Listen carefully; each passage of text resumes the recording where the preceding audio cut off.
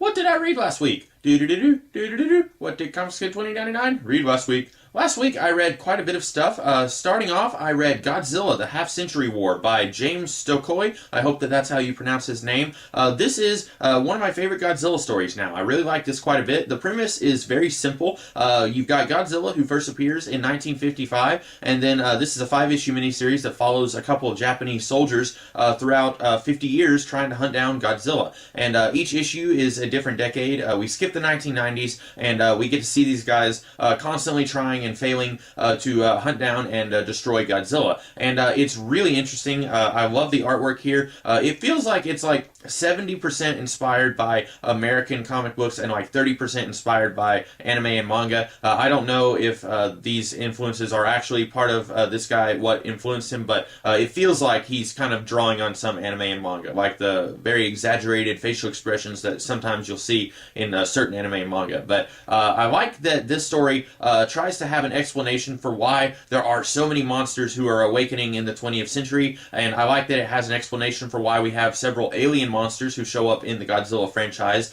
I don't remember all their names. King Ghidorah is one of them. Space Godzilla is one of them. It comes up with a very logical reason for why all this is happening the way that it does. I really like this story. Like I said, one of my favorite Godzilla stories that I have read. And then after I read that, I read a couple of Volume 2s. I read Volume 2 of Kaiju Max, or Season 2, actually, by Xander Cannon. And then I read Volume 2 of Southern Cross by Becky Cloonan and Andy Bellinger. And I don't want to spoil either of these too much. I will say that both of these books have something in common. When you read Volume 1 of Kaiju Max and Volume 1 of Southern Cross, you're thinking, okay, I can kind of see what they're going to be doing with Volume 2. I kind of have an idea of where they're going. And then you read Volume 2 and you're like, oh, I was completely wrong. They went in an entirely different direction than what I thought. Kaiju Max, without spoiling too much, you read Volume 1 and you think that the main guy, Electrogore, I think is what his name, you think that Volume 2 is going to be him, okay, I'm finally out of Kaiju Max, I'm going to go and find my kids. You think that that's what he's going to do.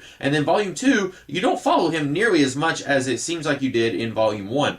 In this one, it's more of an ensemble piece than it was in Volume 1. And that's not a problem. I still really love this series a lot, and I'm going to keep following it as long as it's going on. I really like the series and what Xander Cannon is doing here, but it did take a turn that I was not expecting, in that it didn't focus on what I feel like was the main character of Volume 1. And then Southern Cross Volume 2, again, not spoiling too much here, but it doesn't really follow the characters that I thought it would be following whenever you're reading Volume 1. And I still really like this series also. It's very interesting. This doesn't feel as much like a mixture of Jack Kirby and the Alien franchise, specifically the first Alien movie by Ridley Scott. I mentioned that when I reviewed Volume 1 last year, that it felt like 1970s Jack Kirby mixed up with Ridley Scott. It doesn't feel as much like that here, but it still very much feels tonally consistent with what we had in Volume 1. So still really digging both of these series. I don't want to talk too much about Volume 2 of either one of them. I think you guys should definitely check out these books. And then I read Volume 3 of East of West by Jonathan Hickman and Nick Dragata. And unfortunately, this one I did not enjoy very much. It's been a little while since I read Volumes 1 and 2 of East of West, and I think if I had reread those volumes before reading Volume 3 of this series, I probably would have enjoyed this a lot more. There were a lot of characters to keep up with in this volume. There were a lot of subplots to keep up with that I had forgotten. The main character, or who I feel like the main character is, doesn't even show up until about halfway into the book. The premise of this series, in case you haven't read it, is that you have the Four Horsemen, and they are constantly regenerating, kind of like Doctor Who, I guess. And then Death, he chooses not to regenerate. The other three horsemen, they do regenerate, but Death, he wound up having a kid with the president of a foreign nation, and then he is trying to find his kid who was taken away from him. And we are on the verge of a large world war in this series, and the world and the politics of the world looks very differently in East of West than it does in the real world. For example, there is no United States of America. There's the Confederate States of America, there's the United States of America, Texas is its own republic, you have the nation, which is actually, it's I guess the remnants of a tribe of Native Americans. I don't remember which tribe it was. You got all these different countries that are on a very finely balanced, peaceful time right now, but then war is very soon going to be coming. And I think I would have enjoyed this quite a bit more if I had refamiliarized myself with this world and kind of got used to some of these characters that I had forgotten about, because the main characters that I was used to were the four horsemen. You got the three horsemen who are trying to kill Death's child, and then you've got Death who's trying to reunite with his child, and they are not as present in this book as I thought they would have been.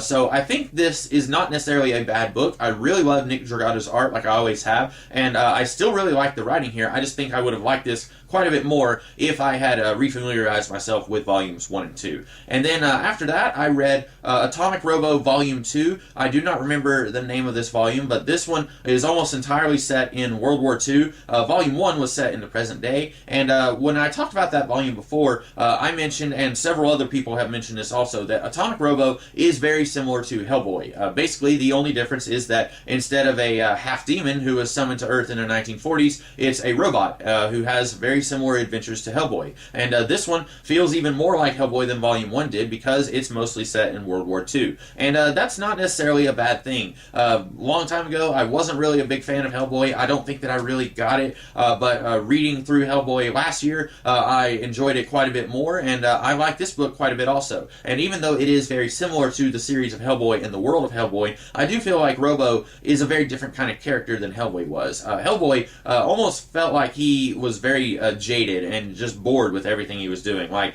he goes and there's a giant fairy creature that's about to eat everyone in a hospital or something like that. That's not something that happened in Hellboy, but that's a hypothetical. And then Hellboy's like, okay, here we go again. I've seen this before. I've done this before. We're just going to do this thing, and then we defeat the monster. That's kind of how I feel like Hellboy is. That's his personality.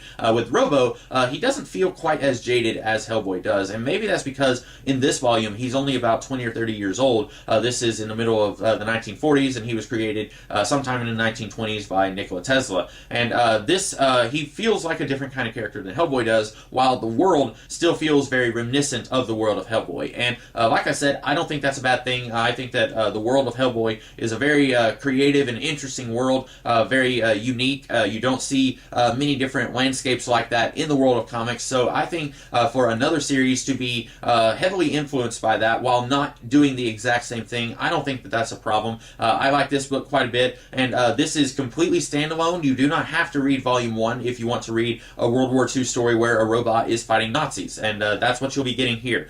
There are a few little short stories that are like 2 pages long at the end of the book, and some of those are set, there's one set in the 50s, one set in the 60s, there's a few set in the present day, so you might be a little confused, like, who are these characters, these humans who are working with Robo, but you don't need to know who they are to read those little short stories at the end of the book.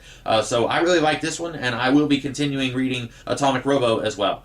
So a lot of catching up on series that I had read before with this past week, but I liked pretty much everything that I read last week. The one that I was the most on the fence about was East of West Volume 3, and I don't think that was that book's fault. I think it was more my fault for waiting like a year to read Volume 3. But anyway, I hope that you guys like this video, and I hope you guys will check out some of these books, and I will see you guys later this week with some other videos, and I'll see you next week with another recap of what I read this week.